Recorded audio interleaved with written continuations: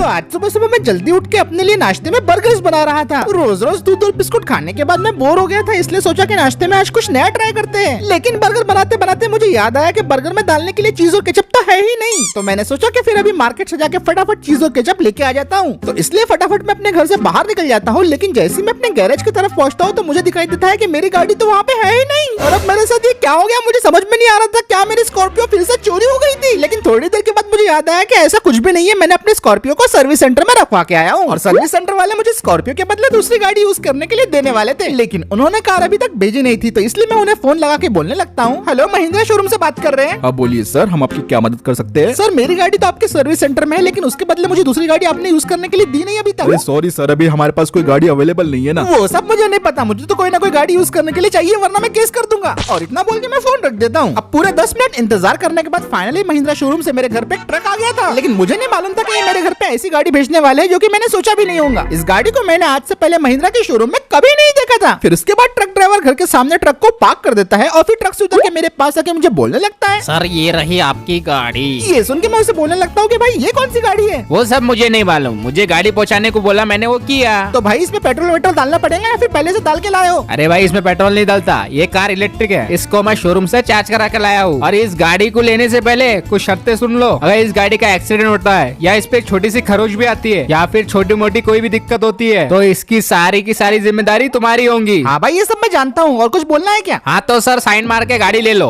अब मैं ठीक है बोल देता हूँ। और उसके बाद वो ट्रक ड्राइवर मेरे घर में गाड़ी डिलीवर करके चला जाता है। वैसे शोरूम वालों ने तो मुझे यूज करने के लिए महिंद्रा की न्यू लॉन्च XCV E9 गाड़ी दे दी थी। ये एक इलेक्ट्रिक गाड़ी थी और सच बताओ तो मैं ईवी कार्स का कुछ उतना भी बड़ा फैन नहीं हूँ, लेकिन क्योंकि मेरे पास अभी यूज करने के लिए कोई और गाड़ी नहीं थी तो मैं इसे स्टार्ट करके अपने शहर की तरफ निकल जाता हूँ। लेकिन जैसे ही मैंने इस गाड़ी को शहर में ड्राइव करना शुरू कर दिया वैसे ही मेरे सारे विचार इसके बारे में चेंज होने लगे। इस गाड़ी का power, acceleration, luxury feeling, control सब कुछ बढ़िया थे यार। एक सेकंड के लिए तो मैं भूल ही गया था कि ये इलेक्ट्रिक गाड़ी है और मैं लिटरली इसे किसी स्पोर्ट्स कार की तरह भगाया जा रहा था। गाड़ी दिखने में तो काफी कमाल की थी, लेकिन साथ ही कंफर्ट वाली भी थी। और मैं मान गया था कि भाई ईवी गाड़ियां हमेशा उतनी बुरी नहीं होती। फिर थोड़े बहुत यूट्यूब और गूगल पे रिव्यू देखने के बाद मुझे मालूम पड़ा कि इस गाड़ी के अंदर ऑटो पार्किंग फीचर भी है। तो मैंने सोचा कि क्यों ना इसका ऑटो पार्किंग फीचर को टेस्ट कर लिया जाए। अब मैं गाड़ी से बाहर आया और फिर उसके बाद मोबाइल ऐप के अंदर इसका ऑटो पार्किंग एक्टिवेट कर दिया। Auto parking activated. पहले तो एप्लीकेशन और गाड़ी के अंदर से आवाज आई और फिर गाड़ी स्टार्ट हो गई। गाड़ी ने स्लोली आगे बढ़ना शुरू कर दिया और इसके सेंसर्स की काफी आवाज आ रही थी जो कि इसके लिए परफेक्ट पार्किंग स्पॉट ढूंढ रहे थे। मुझे तो इस गाड़ी की पार्किंग एक्यूरेसी देख के एकदम यकीन ही नहीं हो रहा था। सिर्फ 30 सेकंड के अंदर इस गाड़ी ने अपने आप को परफेक्टली जगह पे पार्क कर लिया था और ये फीचर देख के तो मुझे मजे ही आ गए थे। आजकल इतने बड़े तरीके से पार्किंग तो काफी लोग तक नहीं कर पाते, लेकिन जो काम महिंद्रा ने किया है वो काफी कमाल था। और मैं जो सोचता था कि सारी ईवी गाड़ियां एक जैसी होती है, मेरा परसेप्शन इसको लेके चेंज हो गया। ईवी गाड़ियां इतनी भी बुरी नहीं होती यार। I like this one. और अब चलो, क्योंकि मैंने गाड़ी को पार्क कर दिया था तो मैंने सोचा कि चलो कुछ अपना सामान लेके आ ही जाता हूँ। और जब मैं सुपरमार्केट के अंदर जा ही रहा था तभी एक गाड़ी वाले की जोर से हॉर्न की आवाज आने लगती है मुझे। अबे साला ये कौन है जो मज्जू भाई की पार्किंग में अपनी गाड़ी घुसा रहा है? अबे कौन है बे तू? यहाँ पे अपनी गाड़ी लगा दी? अबे छी बे, ये तो ओला की नाजायज औलाद लग रही है। छी, कौन इस सड़ी हुई गाड़ी का ओनर है? सामने आए। उस बंदे की ये बात सुन के मुझे बहुत ज्यादा गुस्सा आने लग गया था तो मैं फौरन मार्केट से भागते हुए उस बंदे की गाड़ी के पास जाने लगा। अबे ये तो लाउडी वाला है। मैं गुस्से से उस बंदे के पास जाके बोलता हूँ, हाँ भाई बोल, क्या बोल रहा था? मैं ही हूँ ये गाड़ी का ओनर, बोल। मैं क्या बोल रहा बाबू, अपनी रिमोट कंट्रोल गाड़ी को यहाँ से हटा, ये मज्जू भाई की पार्किंग है और मज्जू भाई हूँ मैं। तो भाई तो दूसरों की गाड़ी की इंसल्ट किए बिना भी ये बात बोल सकता है ना? अरे बाबू सुन, ये जो होटल के बाहर की पार्किंग होती है ना, वो हम जैसे अमीरों की लिए होती है। जैसे मेरी गाड़ी को देख, लाम्बोर्गिनी उरुस, इसका एक चक्का बेचा ना, तेरे जैसे 10 गाड़ी खड़े हो जाएंगे। हटा गाड़ी इधर से। ट्यूबलाइट कितना गंदा डिजाइन है, हट। अब तो ये बंदा लिमिट पे लिमिट क्रॉस किए जा रहा था, फिर उसके बाद वो ये बोलने लगता है, तेरे को पता है जो ईवी गाड़ी चलाते हैं ना वो देख ईवी गाड़ियां मुझे भी इतनी पसंद नहीं है, लेकिन इस तरीके से बेइज्जती करना। अरे बापा इतना गुस्सा, तू क्या अपनी खटारा ईवी मेरे आंख पे चढ़ा देगा? चढ़ाने की क्या जरूरत है, तू तो पहले से गिरा हुआ है। ए बच्ची शाना मत बन, अपनी ईवी को लेके चुपचाप चल जा। कभी मौका मिला तो यही ईवी तेरी बैंड बजा देंगी। अरे बापा इतने बड़े बड़े बात है, एक काम कर तू पुराने एयरपोर्ट पे पहुंच, वहाँ पे मैं तुझे 3 चैलेंज दूंगा, उसमें से तू एक में भी जीता तो मैं मान लूंगा कि ईवी बेस्ट है और मत कहो। अगर हिम्मत है तो 3 बजे एयरपोर्ट पे पहुंच जाना। ठीक है मुझे तेरा चैलेंज मंजूर है। याद रखना 3 बजे जरूर आना, वरना मैं मान लूंगा कि तू वो है। अब इतना सब बोलने के बाद वो बंदा अपनी गाड़ी को घुमाता है और फिर वहाँ से निकल जाता है। अब मैं तो कोई इलेक्ट्रिक गाड़ियों का फैन बॉय नहीं था, लेकिन जिस तरीके से वो घटिया लैंग्वेज का इस्तेमाल कर रहा था, तो उसके लिए ऐसे लोगों को सबक सिखाना काफी जरूरी होता है। यही लोग होते हैं जो टेस्ला को वाओ वाओ बोलते हैं और अपनी तरह की गाड़ियों को बेकार। तो फिर मैं भी अपनी गाड़ी के अंदर बैठ गया था और इसे घुमा के मैं सीधा एयरपोर्ट की तरफ निकल पड़ा था। अब रास्ते में बस मैं एक ही बात सोच रहा था कि ऐसे वो कौन से 3 चैलेंजेस होंगे जो कि मुझे कंप्लीट करने पड़ेंगे। अब ये तो मुझे पता नहीं था, लेकिन चाहे चैलेंजेस जो भी हो, मैं उन्हें कंप्लीट करने की पूरी कोशिश करूंगा, क्योंकि उस घटिया बंदे जैसे लोगों का घमंड तोड़ना काफी ज्यादा जरूरी है। अब गेट को क्रॉस करने के बाद फाइनली मैं एयरपोर्ट के अंदर आ गया था और जैसे ही मैं क्लोज रनवे की तरफ अपनी गाड़ी लेके गया, वो बंदा मुझे दिखाई दिया जो कि पहले से यहाँ पे पहुंच चुका था। आखिरकार ये नुबड़ा आ ही गया। और वैसे एक बात बता दूं बाबू, तू 5 मिनट लेट है, लगता है तेरी चार्जिंग खत्म हो गई थी।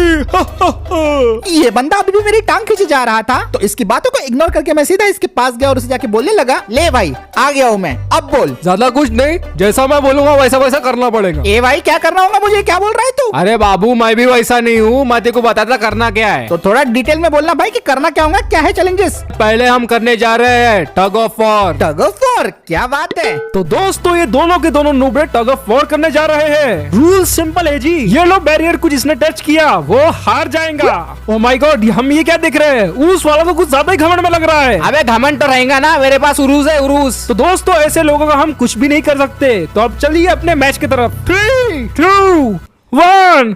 टग ऑफ वॉर का कंपटीशन शुरू हो गया था और जैसा कि मैंने सोचा था, स्टार्टिंग से ही उरुस वाले ने अपना डोमिनेशन दिखाना शुरू कर दिया था। अबे साले तू तो जीत ही नहीं पाएगा, अब देखो। लेकिन मैं भी टग ऑफ वॉर का चैंपियन रह चुका हूँ। भले ही मेरी गाड़ी में उतना पावर नहीं था, लेकिन मैं अच्छे तरीके से जानता था कि इसकी गाड़ी को कैसे रोके रखना है। जब उसे लगा कि वो जीतने वाला था, तभी मैंने अपनी गाड़ी का एक्सेलरेट बढ़ाना शुरू कर दिया। मैं हमेशा की तरह बस एक सही मौके का इंतजार कर रहा था, क्योंकि टग ऑफ वॉर को जीतने के लिए कभी कभी सिर्फ 1 सेकंड ही काफी होता है। लेकिन ये उरुस वाला भी काफी ज्यादा चालाक था। इसने मेरी ट्रिक को पकड़ लिया था कि मैं क्या कोशिश कर रहा हूँ इसके साथ। अब ये बंदा मेरी गाड़ी को खींचने के लिए अपनी उरुस का फुल पोटेंशियल इस्तेमाल कर रहा था। अबे होगा तो पावरफुल, हमने भी अच्छे के सिस्टम ढीले कर दिए। और अब यहाँ पे मेरे लिए मुश्किल खड़ी हो गई थी। मैं भी अपनी गाड़ी का फुल पावर इस्तेमाल करके जगह पे डटे रहने की पूरी कोशिश कर रहा था, लेकिन मेरी एक्सयूवी जगह से बिल्कुल भी हिल नहीं पा रही थी। ऐसा लग रहा था कि उरुस ने मुझे अपने पंजे में जकड़ लिया है। मैं अपनी एक्सयूवी को पूरा एक्सेलरेट कर देता हूँ, लेकिन फिर जिसका डर था वही होता है। बस मेरी एक गलती की वजह से उरुस मुझे पूरी तरीके से खींच लेती है और ये राउंड को मैं हार जाता हूँ। उरुस वाले बंदे ने सही मौका देख के चौका मार लिया। ये तो मेरी ही चाल मुझ पे आजमाती उसने। क्या बोला था, सिस्टम फाड़ देंगे, सिस्टम फाड़ देंगे। तो बाबू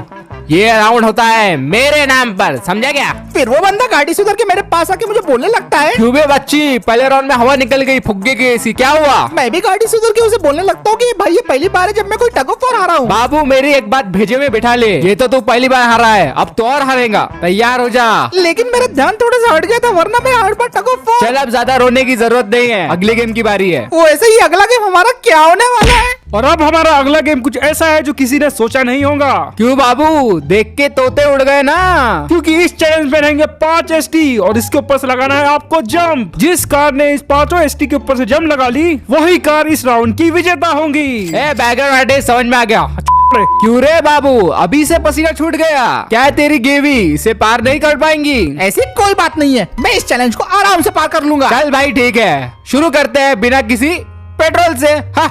मैंने सोच लिया था कि इस चैलेंज में इस बंदे की मैं हेकड़ी निकाल के चलाऊंगा। तो अब हमारा चैलेंज स्टार्ट होने वाला था और हम दोनों के दोनों लोग पहुंच गए थे स्टार्टिंग पोजीशन पे। दोनों ने अपने अपनी गाड़ियों को स्टार्ट भी कर लिया था और मेरे दिमाग में तो बस एक ही बात चल रही थी कि किस तरीके से प्रॉपरली इन 5 बसेस के ऊपर से मैं अपनी गाड़ी को जंप करवाऊं। गाड़ी को एक्सेलरेट करने के लिए हमें सिर्फ 10 सेकंड्स मिलने वाले हैं और जो स्पीड गाड़ी पकड़ेंगे इन 10 सेकंड में, उसी से जीत या हार का फैसला होगा। अब फाइनली पूरी तरीके से अपने इंजन को रेव करके 3, 2, 1 बोलने के बाद हमारा ये चैलेंज भी शुरू हो जाता है। स्टार्टिंग से ही उरुस काफी आगे निकल गई थी। तू जीत नहीं सकता क्योंकि जीत मेरी है। ये और देखते ही देखते वो रैम के ऊपर जाके एक बड़ी सी छलांग लगा देती है और वो बड़ी आसानी से 5 के 5 बसेस को पार कर जाती है, जैसे उसके लिए ये सिर्फ एक बाएं हाथ का खेल हो। और जब उरुस की जंप खत्म हुई तभी मेरी जंप शुरू हुई। अब मैंने भी सारी की सारी बसेस को बड़े आराम से क्रॉस कर लिया था और मेरी जंप भी ऑलमोस्ट सक्सेसफुल हो गई थी, लेकिन लैंडिंग के टाइम पे मेरा पोपट हो गया था। सिर्फ थोड़ी सी स्पीड कम रहने की वजह से मैं रैंप के एंड से टकराता हूँ, जिसकी वजह से मेरी गाड़ी उलट जाती है और ये राउंड भी मैं हार गया था। अबे क्या बे बच्ची, तू तो फिर हार गया। मैं क्या बोलता हूँ, तू यहाँ से निकल जा। तू शायद भूल रहा है भाई कि अभी भी एक राउंड बाकी है। देख तो अपनी बेइज्जती मत करवा, तू 2 राउंड हार चुका है, अब तीसरा भी हारेगा।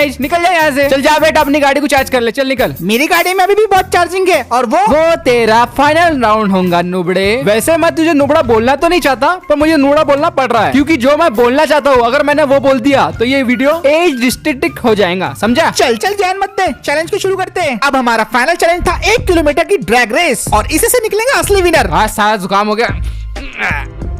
अबे ओ बच्ची, हारने के लिए तैयार हो जा। ये बंदा चाहे मुझे कुछ भी बोले, लेकिन मुझे किसी भी हालत में ये राउंड को जीतना ही था। लैम्बोर्गिनी और एक्सयूवी का कोई मुकाबला नहीं है, पर प्यार और जंग में सब कुछ जायज है। और इसी के साथ हमारी रेस शुरू हो जाती है। देखते ही देखते उरुस काफी ज्यादा आगे निकल गई थी और वो रेस में एक तरफा डोमिनेट कर रही थी। ये तो काफी आसान है। मैं उरुस को कैचअप करने की पूरी कोशिश कर रहा था, लेकिन इन दोनों के इंजन में जमीन आसमान का फर्क था। उरुस बीस्ट थी। कोशिश अच्छी है बच्चे, पर बेकार है। ओवरटेक करना तो दूर के बाद मैं उरुस के आसपास भी नहीं जा पा रहा था। पूरी की पूरी रेस में उरुस ने अपनी लीड बना के रखी हुई थी और वक्त बीतने के साथ साथ उरुस मुझसे और भी ज्यादा आगे होती जा रही थी। लेकिन रेस कंप्लीट करने के लिए गाड़ी घुमा के वापस आना था और यहीं पे वो उरुस वाला बड़ी गलती कर देता है। अरे नहीं, मुझे ब्रेक मारने होंगे। अरे एक्सीलेटर दब गया।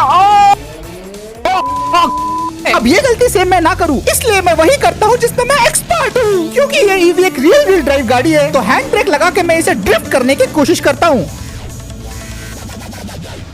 गाड़ी सक्सेसफुल ड्रिफ्ट कर जाती है और ये पहली बार था जब मैंने किसी ईवी को ड्रिफ्ट करते हुए देखा होगा। ड्रिफ्ट का हो या पावर स्लाइड, मेरे प्लान सक्सेसफुल होता है और इस मौके का फायदा उठा के फाइनली मैंने इस रेस में अपनी लीड को बढ़ा ली थी। अब चाहे कुछ भी हो जाए, मैं उरुस को आगे नहीं जाने देने वाला था और उरुस वाला तो पूरी तरीके से बौखला गया था मेरे ऊपर। साले कमीने, मौके का फायदा उठाया। मेरी गाड़ी की स्पीड ऑलरेडी 180 प्लस क्रॉस कर चुकी थी और उरुस वाला तो मुझे कैचअप करने की पूरी कोशिश कर रहा था। नहीं, नहीं। लेकिन उसके सारे इरादों पे पानी तब फिर जाता है जब मैंने फिनिश लाइन क्रॉस कर ली थी और आखिरकार मैंने लैम्बोर्गिनी उरुस को अपने महिंद्रा एक्सयूवी E9 से हरा दिया।